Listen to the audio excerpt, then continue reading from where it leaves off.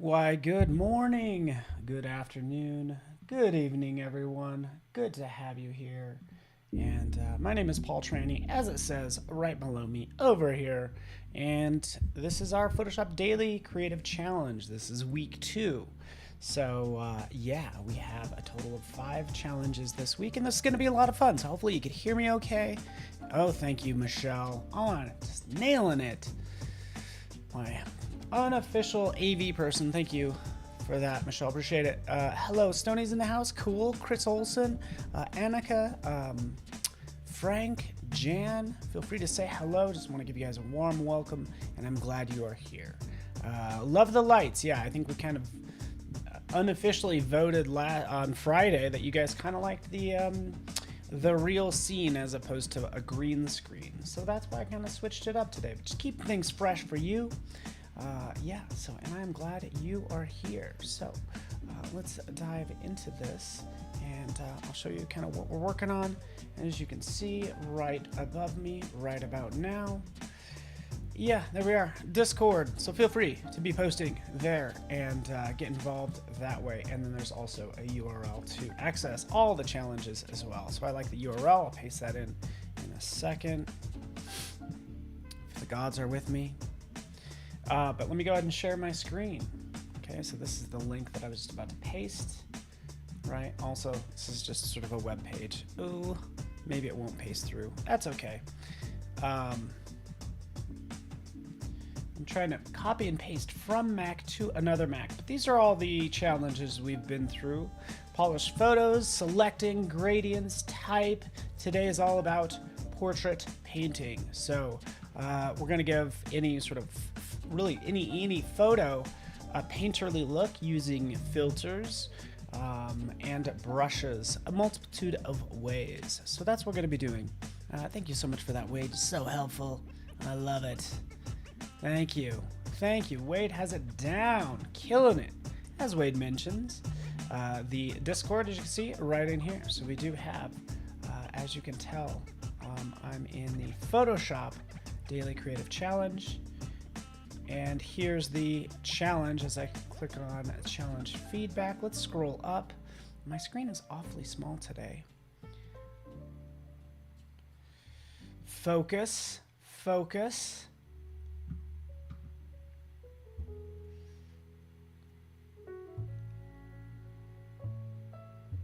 All right, so you check out the challenge and then you post in here as well. So you can see some of the typography ones that we had using clipping masks, as you can see right in here, and additional elements, putting them in a folder. Everybody's been doing great. Mahidi, Ted, Afrosia has been contributing.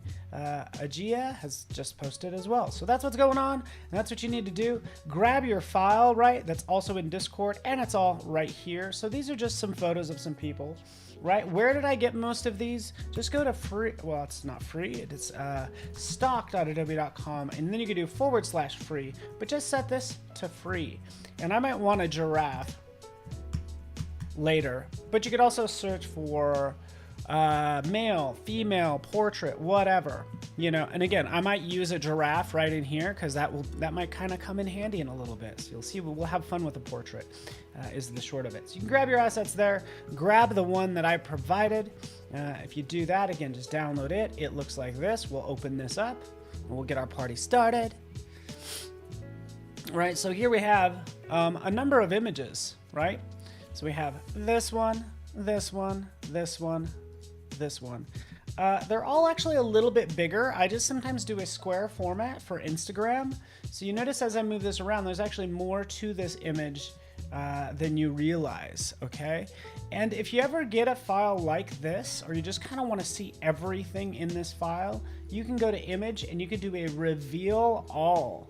So rather than you looking through this small window, just do a reveal all, and that will show that at its full size, as well as this one, as well as this one. You get the idea. So just did a reveal all. All right, cool. Now let's jump into this. Let's take, say for instance, this bottom image right here. what I'll do a lot of times is we'll do the easy stuff first, which is going to be all about sort of using neural filters and filter gallery. But the first thing I need to do is go over here and convert this layer to a smart object. So we want to protect the original pixels, right? Boom, for this woman. And maybe we'll scale this up. I want you guys to be able to see her nice and in all of her glory. So again, it's already a beautiful image, right? So we have that as a smart object. We'll go to filter, down to filter gallery. We'll select that. And you'll have the top two categories, kind of mainly the top category, will start to give you this painterly look, right? So this is kind of what I was talking about. You have colored pencil, right? And this is, yeah. I feel like this gets you part of the way there, right? So you have dry brush, right? Which actually looks pretty good. For each one of these, as I select a dry brush, I actually cranked up the brush size. So this kind of depends on the resolution of the file, but here's a small brush, and then I'll crank it up to a large brush, and you can see how much sort of how much more chunky it gets, and even as we add detail and texture. So you could really start to play with this look a lot just by using these different options on the right hand side. Okay, another cool thing you can do, because I kind of like this dry brush, but I want to add some even more painterly strokes to it. Right down here you can add additional filters as well, or new effects. So clicking right there, that plus sign, it adds that dry brush again. So here I'm adding a dry brush on top of a dry brush. So what that does is it takes the, well, obviously it just applies the dry brush again, but I feel like it takes the brush size and cranks it up to like 20 or something, right? So again, you could see how much more chunky it is. So we have before and then after. So it's like taking the brush size to 20, if you ask me. Okay, so that's a stacking the dry brush one on top of the next, but you could also pick others. So here's like palette knife, the rough pastels as well. Now we have two, one on top of the next. I can click OK and call it a day that way. And that one works, again, just fine, as you can see.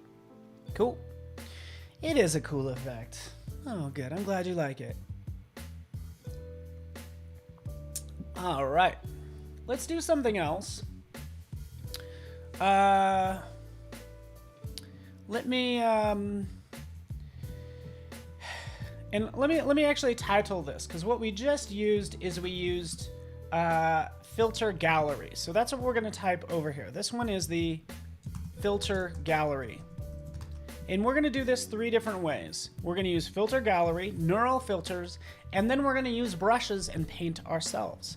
So Command J, and this second one is going to be in the neural filters. There we go, neural filters. So let's turn off that. Like, we don't need this filter gallery anyway. Let's throw it away. Right, and now for neural filters, it's still a smart object. Let's go in there. Hopefully you guys have been having fun with this. Neural filters. By the way, there's 1,000 things we can do with brushes as well. And right over here, we can take a look at, ooh, did you know you could use, you could use Smart Portrait even on a painting, which I think is fascinating. So anyway, I want to get into style transfer. Here's style transfer. Let's wait for the little pop-up. It transfers the texture, color, and style from a reference image to the selected image that you have. So let's just actually download more of these. But this is new. These artistic styles, this artist styles are new. And then you had image styles. So when we first launched neural filters, we just had image styles, which worked out great. Like, I would go in here and I loved tattoo. When this first came out, I just think this looks so cool, right? Awfully neat. Good. This is cool. Okay. Cool. Okay, so this looks great, right? This tattoo. And we get to say, hey, decide to crank up the strength. So as I crank it up all the way, it's going to process it, right? We'll give it a second. And this is the sort of extreme of that tattoo That's what I'm calling it, tattoo image style right over here. This is like the extreme of it. Look at it. So it looks kind of bad. But you do have that control to adjust the strength, opacity, and the detail, right? So you're going to be able to kind of jump in and manipulate this any way you want. So this is ultimately where you're going to play around, right? So look at the drastic difference it does, by the way. Like it's drastically taking the color, let's zoom in, taking the color, the style, pretty much the overall tone, and applying it to this new one, which looks very good. Super cool. Okay. I'm going to select this Van Gogh one. I do not know the name of this Van Gogh painting, but let's take this one and we're going to click Preserve Color on this Van Gogh image. Because what it did is it made it too yellow for my liking. So I'm like, hey, you know what? Preserve the color of the original piece, but still give it that same style, right? And you can see right away, it actually looks like much better that way. So consider using preserve color if you're using like people and you want to maintain sort of those flesh tones and things like that. Check preserve color down there at the bottom, right? I don't even know if saturation will do anything since it has preserved the color. Ooh, it does a little bit. But are you not amazed? Are you not? I'm easily impressed. I'll click OK, call it a day. Cool. So again, this is now our neural filter. And we have our filter gallery. Okay. And we're getting a lot done. Luckily, this is pretty darn easy for us. Let me just duplicate this layer.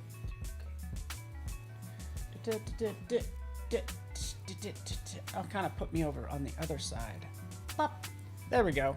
That seems to fit better over here in the layers panel since we're not really going to be using a lot of layers. What we are going to do is we're going to play with this a little bit more. We're going to, let's do this. Let's take a different image, for instance. Let's do, just duplicate it. In this case, I'm going to go in and I'm going to do a neural filter on this image, right? So we just did a neural filter. This is a different image. We're going to do style transfer like we were doing before. Okay, we'll pick one. An artistic style. Ooh, which I actually did not download earlier, which is why I'm back in here. Look at this. Look at this. Look at how cool this is. It gives me this lovely artistic style like this. I'm going to be honest with you. I don't know fully how this is happening, or I just don't know how this is happening. You know? I don't know really how it does it. It keeps the details of the eyes, and it just does just like a really good job. And say I want to go with this one. Say that looks good. And we'll click OK. Like that. And I just output it to that same layer. Check this out. What if I didn't want to apply that neural filter to the whole image? Yes, we can use masks. Is the layer a smart object? No, it's not, Wade, and I'm glad you pointed that out. So this isn't a smart object. I'm working on the same layer. I'm working destructively. And yes, I am going to get into brushes a lot, but for people like Wade and Bruce and Carol who've been here a bit, let's do a history brush tool. You might wonder what these are. We're going to get into brushes. Most of you know how those work, but right over here, this like history brush, what does that do? Well, first off, it's like gives me this big no sign. It's like, whoa, what are you doing? It's because we haven't established a history state yet. Okay, first off, what I'm going to do is I'm going to go back and can I do this?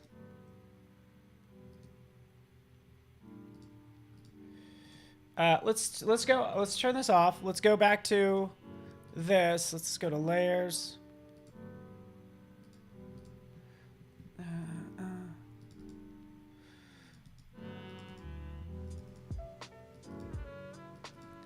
Okay, here we go. We'll go back to this and let's click right here. So basically what I did is I rolled back to the original, and in your history panel, you define, hey, paint with this history state on this layer if the gods are with me. Let's take a look. Hello, wrong brush.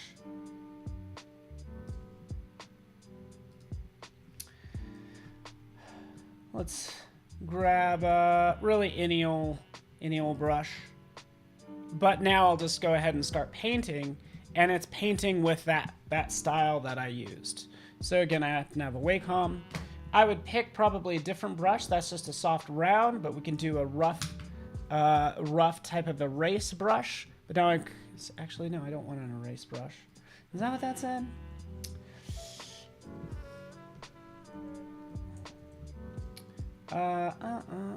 Here we go.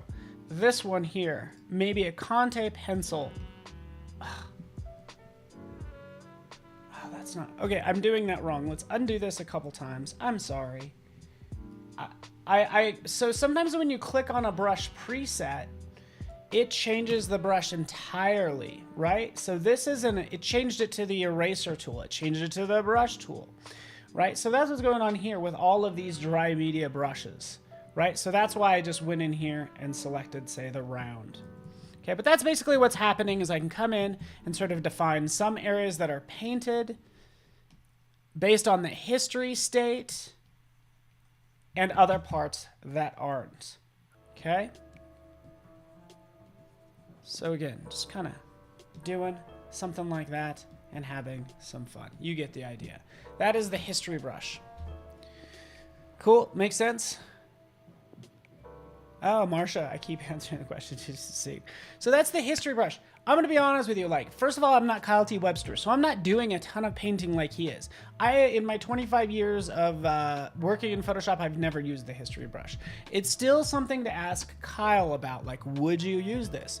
I personally, if I wanted to make this more painterly without using any sort of filter, yeah, I would go ahead and do that with our brush, right? And like I was just playing down here, there's a ton of different types of brushes, right? You don't have all of these, but you can get all these fun brushes if you just click right over here and get more brushes. So that's the flyout menu. Yeah, merged with no chance of masking. You're right. So again, that's why I've never used it. So here's all these lovely brushes. So you can see I mentioned dry media. There it is. And a number of brushes you can get from good old Kyle. Spatter would be interesting. I'm really into these ones that kind of do the splats and this like watercolor type look, right? And you can download those ABRs, okay? So that's how that's done. You download them. You're gonna have your brushes panel. Usually I have that open, right? And we can go ahead and import those brushes. So I'll import them, say, from my downloads folder. There's the watercolor brush. Let's open it up, right? And it is right down here, watercolor. Okay, so now we can take a look. We have this lovely watercolor brush, which is working exactly how you think. So if I, you know, I'm actually just painting on, right? Look what it's doing. I'm just painting on a blank layer. It gives me that watercolor look. I'm gonna go up to some of these other brushes. Wet media, dry media. I love this wet blender. You ready for this? Download his wet media brushes. Okay, dry media, wet media, and go in here and let's do this. Create a new layer using Kyle's Paintbox Wet Blender. We'll sample all layers at the top. We're clicking right there, and then we'll just start kind of like painting. So it is doing a wet blend, sampling those colors, right? And I'm just kind of painting on top. So what am I really doing? I'm kind of like smart. It's like almost like a smart smudge. But now we could jump in, and I actually just kind of feel more like a painter, I guess, doing this. Taking this in, going smaller with the brush around the details if we're dealing with like an eye, right? Kind of smudging that like so. We'll kind of go over the eyelashes like so. And again, just kind of more exactly sort of painting this particular image on this new layer. Right, so that's all I'm doing. For these larger areas, I'm using my bracket keys to increase or decrease the size. Okay. And again, this just gives me more of that painterly like look. As I get into these smaller areas, just like you would if you were actually painting, you would maybe you would switch brushes, but chances are, yeah, you'd probably switch up the brush, or at least kind of be a little bit more loose with those large areas. So let me just do this right up here. We'll do painting, and then we're, you know what? I did not forget about the iPad. Not to worry, because just like I downloaded brushes for my desktop, I could do the same for my iPad. I could use a lot of these brushes, okay? So again, that's all I'm doing, just doing some painting, having fun, some happy little brush strokes, right? And we're getting roughly that look we want. Again, this is just blending everything. Just gets it gives me a really cool look. Let me know if you have any questions. Kind of keeping an eye on chat, of course. Today is the second week of our daily creative challenges. Not to forget, there's an XD and an Illustrator daily creative challenge going on as well. This is our second week for those. There we go, there we go, there we go. Bop, bop, bop. Cool, cool. So there we have it. In fact, you know what we could do? We could throw this on white, for instance. So that's what I'll do. Boom. Oops. Sorry, fill with foreground color. Right, that's the painting that I just did based on that photo. Sampling it, right? And then the photo is underneath. Cool. Oh, I should do... First of all, I don't know if I'm really doing painting right now. Thank you for that, by the way. You should do more painting.